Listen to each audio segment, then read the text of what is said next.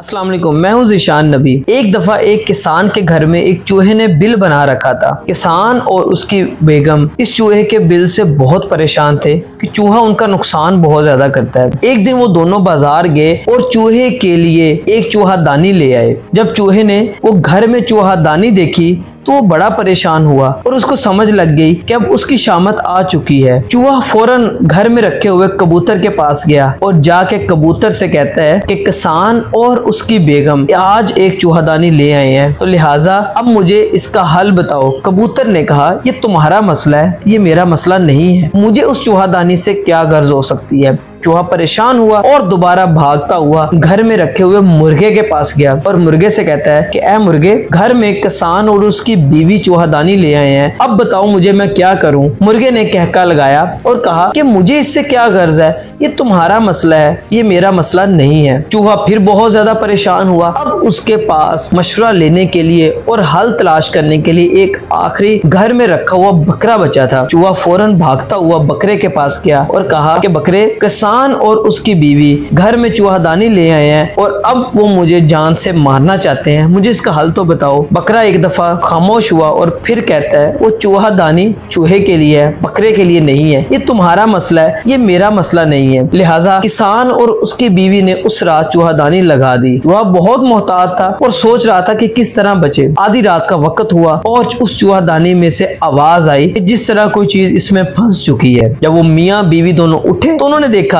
कि उसमें सांप की एक दुम फंस चुकी है, उसमें एक सांप फंस चुका है। जब किसान की बीवी उसको काबू करने लगी तो सांप ने पलटकर किसान की बीवी पे डंग मार दिया। लिहाजा हालत बहुत ज्यादा खराब हो गई। किसान फौरन भागता है और अपने गांव के हकीम के पास जाता है। हकीम उसको कहता है कि तुम इसे कबूतर की यखनी पिलाओ, ये ठीक हो जाएगी। किसान घर में फौरन आता है और कबूतर को ज़िबा करके उसकी यखनी अपनी बीवी को पिला देता है।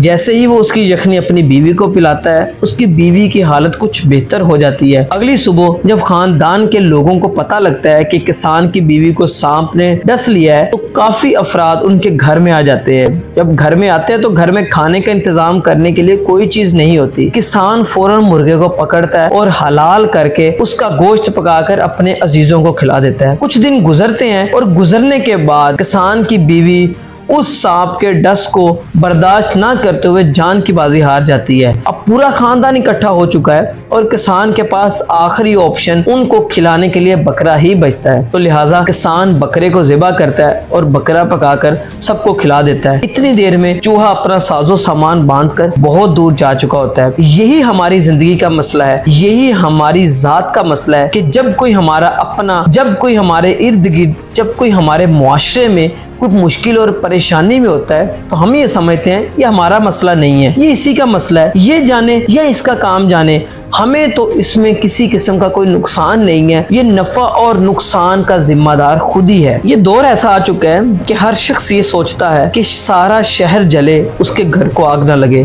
दोस्तों, कभी कभार हमसाये के घर में लगी हुई आग आपके घर में भी पहुंच सकती है। जब इंसान दूसरों से कितना ताल्लुक करता है, जब इंसान ये सोचता है कि ये मेरा मसला नहीं है, तब वो एक मिल्लत से एक फर्द बन जाता है। और जब इंसान आपस में इकट्ठे होते हैं, जब आपस में इखलास, मोहब्बत, प्यार और दूसरों की मुश्किलात को अपनी मुश्किलात समझते हैं, तो फिर कोई भी चीज उसको नुकसान नहीं पहुंचा सकती। लिहाजा अपनी जिंदगी में भी एक उसूल बना ले कि दूसरों का फायदा भी करे, दूसरों के मसलों को अपने मसले समझे।